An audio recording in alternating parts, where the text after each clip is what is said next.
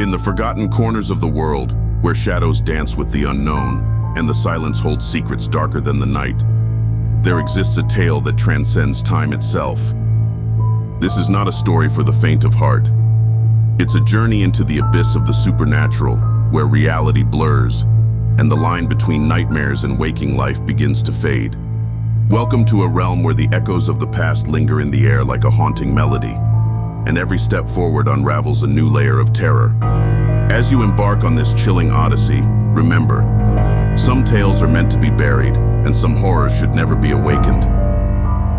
Prepare yourself for a descent into the macabre, for once you enter, there may be no escape from the darkness that awaits.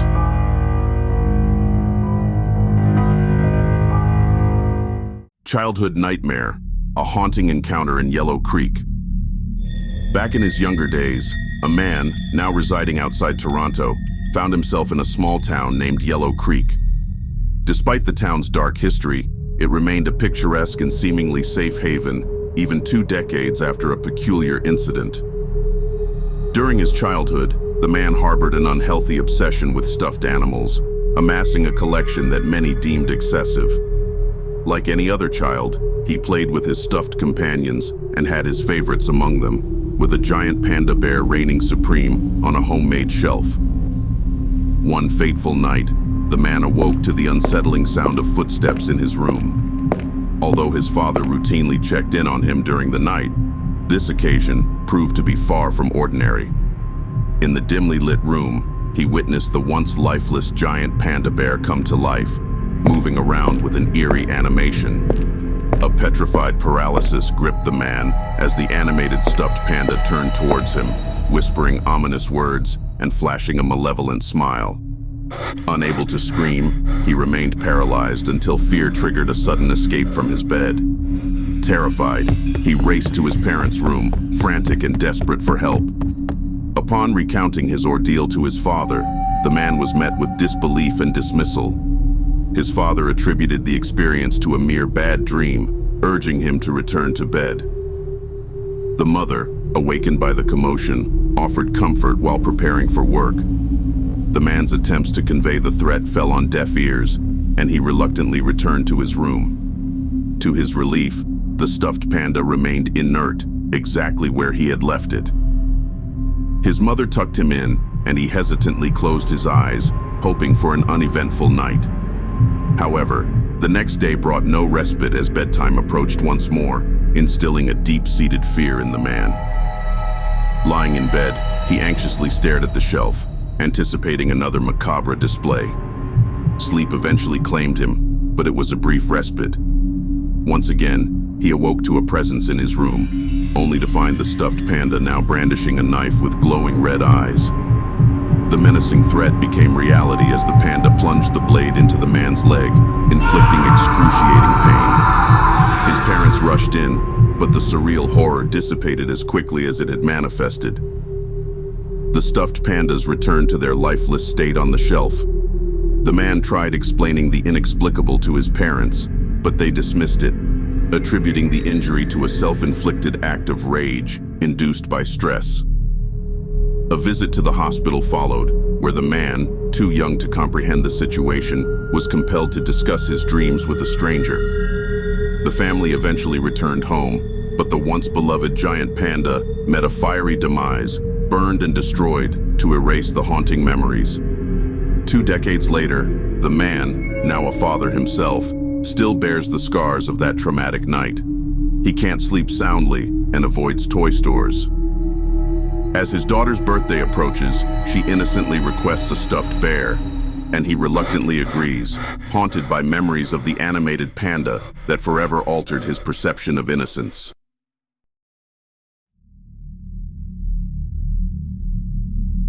Echoes of desperation, Maggie's haunting ordeal. As the clock ticks away on January 28, 2024, Maggie Williams feels compelled to document a harrowing experience that has consumed her life in her new residence. A 24-year-old student teacher, Maggie recently moved into a quaint house, seeking solace in its rural setting, yet close enough for a convenient work commute. As she hides in the closet of her bedroom, Maggie endeavors to share her unsettling tale, unsure if this may be her last attempt to reach out. Living alone, Maggie initially found peace in her seemingly perfect life.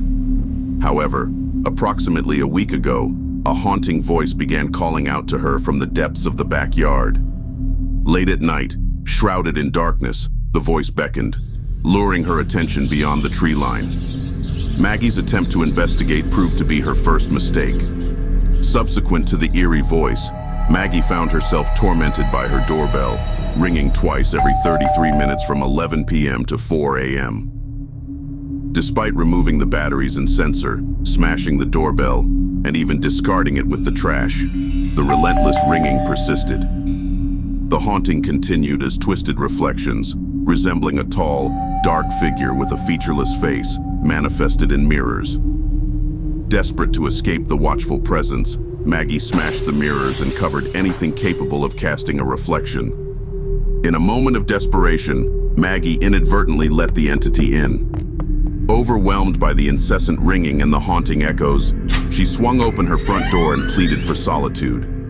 Yet, instead of granting peace, the entity now mimics her voice, reflections, and footsteps, chanting a disturbing mantra that echoes through the halls.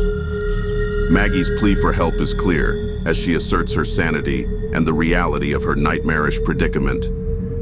As the chilling chants persist, she signs off with an apology to her mother and father, Mary and Kenneth Williams, imploring anyone who discovers her message to inform them of the true nature of her torment. Maggie's desperate plea hangs in the digital ether, hoping to reach someone who can unravel the sinister forces that have engulfed her existence.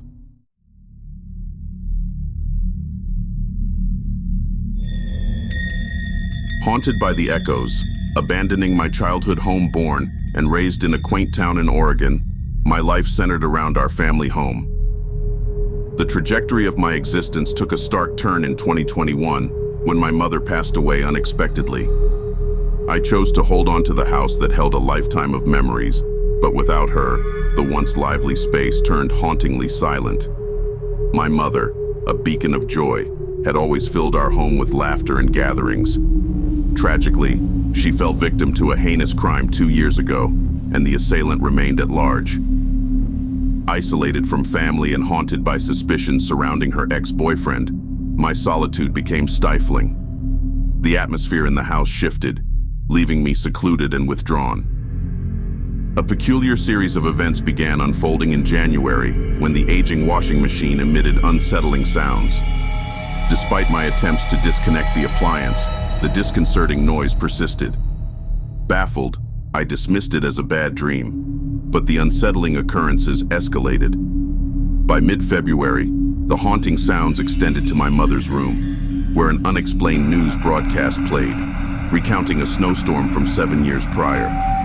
The room remained untouched since her passing, adding to the growing unease. Desperation fueled my search for answers, leading me to consider the supernatural. The breaking point arrived a few months later when I heard my mother's laughter and conversations emanating from the kitchen with no visible source.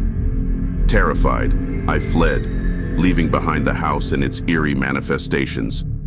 Selling the property swiftly became my priority, and I sought refuge in a distant city in Washington. To my dismay, the inexplicable occurrences persisted. Nightly knocks on my apartment's balcony door and desperate whispers followed me, intensifying my anxiety. The intrusion reached a horrifying climax when a grotesque figure, puppeteering a corpse that eerily resembled my mother, invaded my space. The realization that the entity wore my mother's bloodied and torn clothes propelled me into a desperate flight. Now, I find myself constantly on the move, seeking refuge in rundown motels, haunted by the relentless pursuit of a malevolent force.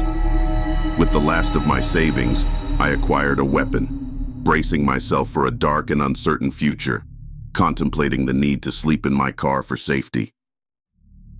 The smiling epidemic. Escape from a town's bizarre transformation. In a small town nestled in the forests of upstate New York, an 18-year-old student navigates the peculiar happenings at the local high school. Unhappy teachers, dismal school food, and frequent hallway scuffles characterize the mundane existence until a strange occurrence begins to unfold. A month ago, Alex noticed a classmate named Ben vanish from school, only to return the next day with an unsettling fixed smile. As days passed, the once rebellious students transformed into eerily happy individuals, donning khakis and collared shirts while abandoning their previous disruptive behavior. Alex, along with friends Seth, Kylie, and Aiden, found themselves surrounded by a sea of unnaturally joyous classmates.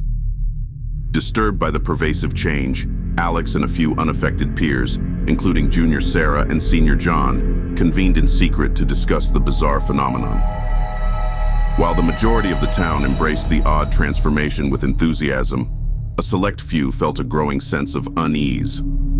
As the weeks unfolded, the contagion spread, leaving only Alex, Sarah, and John untouched by the unsettling happiness. Concerned about the town's ominous transformation, the trio decided to leave, meeting in secret at an abandoned warehouse. However, the town seemed to sense their departure plans, leading to a series of mysterious attacks, leaving Alex with scratches, bruises, and an inexplicable neck pain. Undeterred, the three friends continued to prepare for their escape, determined to leave the town behind. Alex, typing out their plan, shared the disturbing revelation that the cheerful townsfolk had been breaking into the house, attacking them in their sleep. Faced with this horrifying truth, Alex, armed with water, food, spare clothes, $400 in cash, and a camping knife for defense, readies to bid farewell to the godforsaken town. Today marks Alex's final day. As we close the pages of this tales, the echoes of fear linger in the shadows, a reminder that some nightmares never truly end. If you enjoyed this descent into darkness, don't forget to subscribe for more tales that will send shivers down your spine. But beware, dear viewer, for once you've glimpsed the abyss, it may not be so easy to look away.